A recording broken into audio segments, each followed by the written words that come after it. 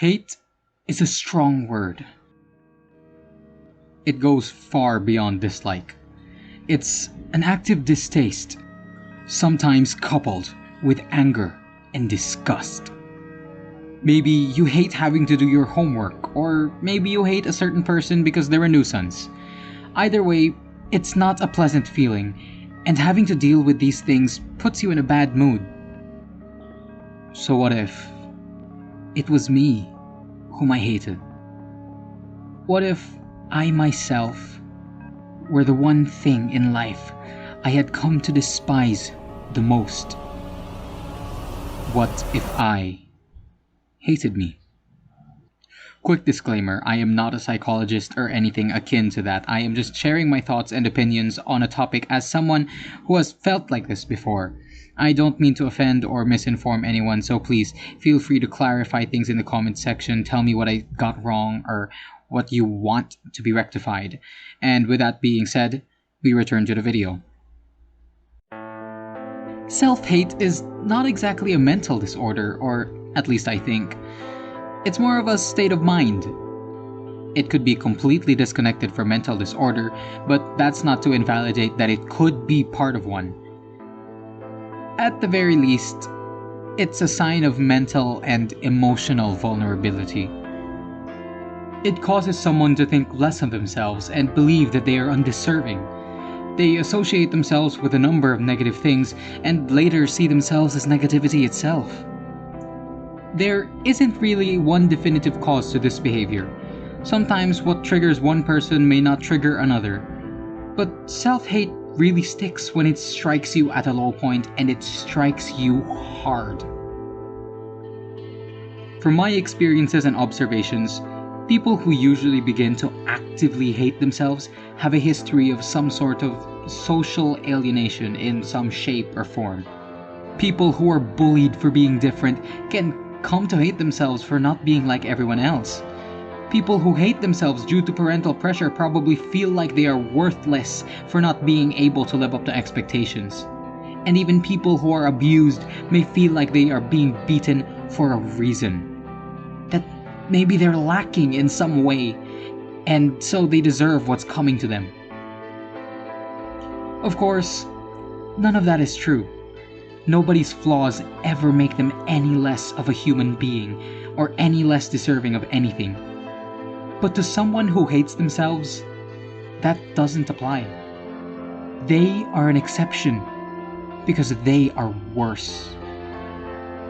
This sort of behavior can start off pretty reasonably without much of the self-depreciation.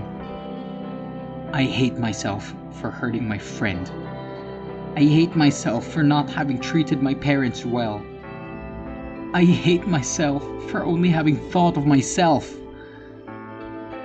In these examples, the speaker had actually done something objectively wrong, and saying they hate themselves is just part of the pity party that they have going on. Sometimes, I hate myself is just used so nonchalantly when it could be more appropriate to say, I hate what I did. Nevertheless, this is just dwelling on the mistake that one made, which is still to an extent kind of unhealthy.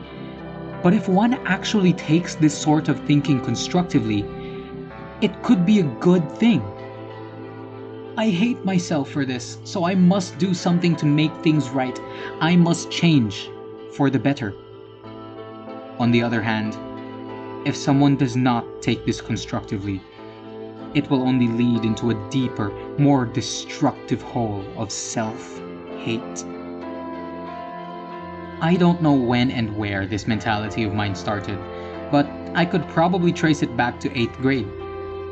However, I think I may have had a similar but significantly less prominent mentality even back in grade 6. I had an overall pessimistic attitude, which definitely did a big deal in making me hate every fiber of my being. Basically, my self-esteem was shattered by, and you won't believe it, a girl. Or, more accurately, what I had come to think of myself because of this girl. Now, don't get me wrong, she didn't do anything. She's a wonderful person, and I'm still friends with her to that day. It's just that One day, I realized I had feelings, but I knew she didn't like me. And it's not even a kind of thing like I had a chance if I tried. It was over before it even started. And it hurt. I wasn't exactly an emotionally strong person back then. It was one of the first times I have ever experienced any pain to that degree. So I didn't know how to handle it. And that's probably where it began. I pinned the blame on me. I was not enough. I was not a likable person. I was stupid to think I even deserved to be happy. I even ended up stopping myself from eating and only passed it off as a loss of appetite. Needless to say, I was pretty pathetic. There is this constant self-induced thought that people who hate themselves believe in. They don't deserve happiness, not like a normal human being. And they deserve the misery that they're going through for as long as they are living. People can tell them otherwise, and it can help. But to fully recover from a mindset such as this would require a little bit more than that. It needs the individual to realize this for themselves. No matter how many times someone is told that people care for them or that they matter, it won't change anything if that person does not believe in those words. Take Yu Ishigami for example. Minor spoilers for seasons 1 and 2 of the anime, by the way. A loser. A loner. A stupid otaku who only knows how to fuck things up. Or so he believes himself to be. In reality, he is a person who deeply cares for those he loves, and he would do whatever he can to help these people without expecting anything in return. Yes, in part because he believes he doesn't deserve it, but for the most part, because he has this sense of selflessness that not even he may realize at times. When he was at a low point after the incident from middle school, Shirogane helped him pick himself back up by giving him a little bit of confidence. But that, in and of itself, was not enough to stop his self-loathing tendencies, because he still didn't believe in himself. However, in the sports festival arc in Season 2, he learned to let go of his sins and also found that he is not the disappointment he had made himself out to be. He is not the loner that he sees himself as.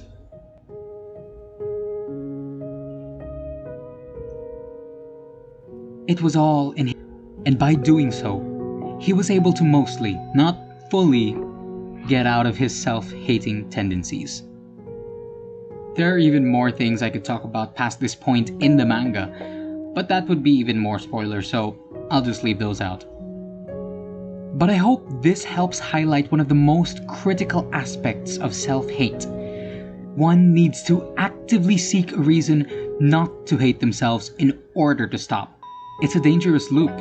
This self-hate prevents a person from picking themselves up and moving on because they believe they don't deserve it. And the only way to fix this is for one to fully realize that they deserve to be happy and that they are not worthless. But the only way to fix this is to stop hating themselves. But isn't that the problem we were trying to address in the first place? It's a bit redundant. No matter how hard you try to help someone who hates themselves, your efforts can only really do so much. And the rest is up to them. We need to reinforce love. Even if it doesn't reach them at first, it may one day. And the moment it does, everything, and I mean everything, can change for them. After all, I am only truly starting to accept loving myself after all this time.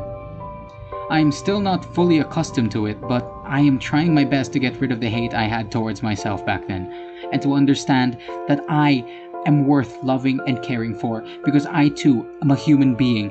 I deserve to be happy because I am a person. And I deserve to live just like anybody else. I'm not saying this to gain any pity. I just want people to understand where we are coming from. No matter how unthinkable or unreasonable it may be to treat someone, especially oneself, as less than human, that is how we came to conceive ourselves in our minds.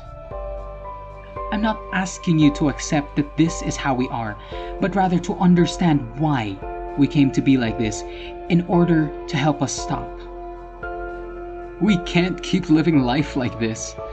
It's unhealthy. It's wrong. So please, help a friend, help a family member, or heck, even help a stranger who is in need. Because all we need is a little bit of love, especially from ourselves.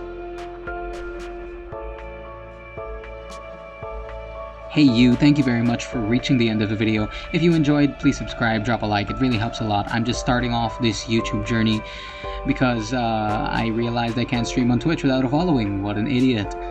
So again, thank you very much. I'm planning to make another video on something that I may or may not have forgotten because I buried this topic underneath my brain and everything because of all my schoolwork. So I'll see you next time that I actually decide to make a video. Peace out.